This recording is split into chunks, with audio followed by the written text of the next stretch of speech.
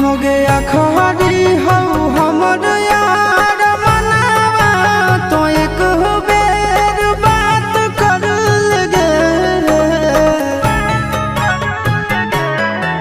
हो गया खहरी हो हमर यार मनावा तो एक बेर बात कर लगे। हो गे सोना यारावा हो भरती पटनवा में आके मुलाकात कर लेगे।